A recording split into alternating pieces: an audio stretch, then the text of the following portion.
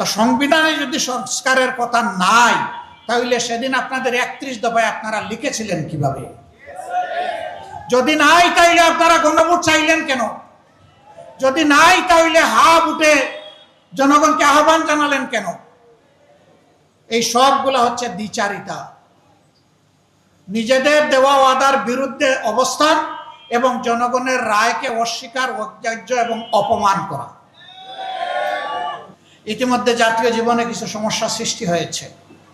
যে জুলাই আজকের এই পরিবেশ আমাদেরকে দিল, যেই জুলাই 2026 সালের 12 ফেব্রুয়ারির নির্বাচন এনে দিল, সেই জুলাই একসাথে দুটো নির্বাচন দিয়েছিল, একটি সংসদ নির্বাচন আর একটা গণভোটে নির্বাচন। দুই নির্বাচনে আপনারা আপনাদের মূল্যবান রায় প্রদান করেছেন। প্রথমটিতে যেমনভাবেই হোক একটি দল তারা সংখ্যাগরিষ্ঠ অর্জন করেছেন এবং সংখ্যাগরিষ্ঠতা অর্জন করার পরে তারা সরকার গঠন করেছেন। এখানে তারা বলছেন তাদেরকে 51% মানুষ ভোট দিয়েছে, কিন্তু গণভোটে সংস্কারের পক্ষে সংবিধানের যে সমস্ত আইনের কারণে এতদিন জনগণ অধিকার হারাচ্ছিল, ফ্যাসিবাদ কায়েম হয়েছিল, সেই জায়গাগুলো পরিবর্তন করে সংস্কার করার পক্ষে রায় দিয়েছে 68.1% মানুষ। এই গণভোটের গণরায় ইতিমধ্যেই সরকারি দল অস্বীকার করেছেন। আপনারা দেখেছেন সংসদে আপনাদের হয়ে আমি দাঁড়িয়েছিলাম, পয়েন্ট অফ অর্ডারে দাঁড়িয়ে জনগণের হয়ে আমি কথা বলেছি। মাননীয় স্পিকার আমাকে নোটিশ দিতে বলেছিলেন, কার্যপ্রণালী বিধির 62 বিধিতে আমি নোটিশ দিয়েছি। এটা গ্রহণ করে 2 ঘন্টা আলোচনা হয়েছে। আমরা আশা করেছিলাম, আমি যেমন গণভোটে হা ভোট চেয়েছি, জনাব তারেক রহমান তিনিও কিন্তু গণভোটে হা ভোট চেয়েছেন।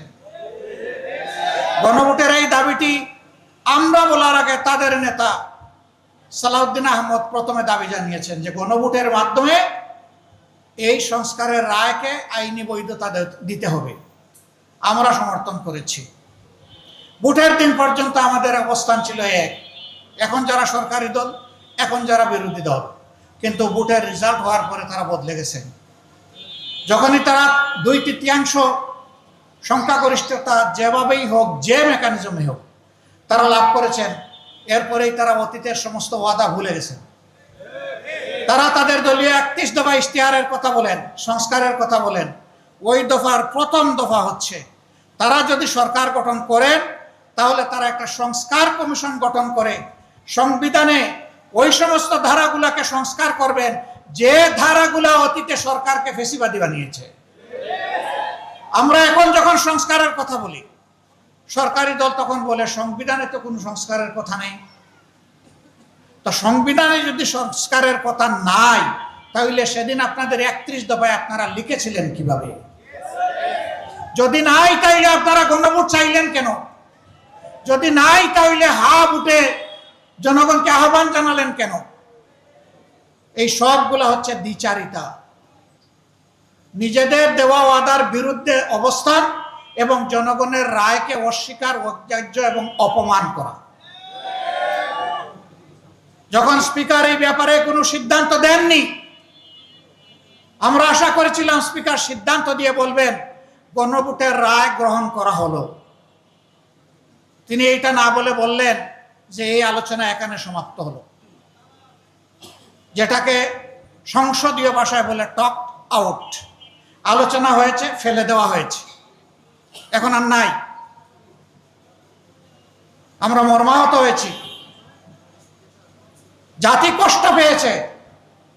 আমরা তখন জাতিকে কথা দিয়েছি, যেমন ইলেকশনের আগে আপনাদেরকে বলেছিলাম আমরা নির্বাচিত হয়ে সরকার গঠন করলে, আমরা বিজয়ী হলে আপনারা গণভোটে যে রায় দিবেন সেটা আমরা বাস্তবায়ন করব।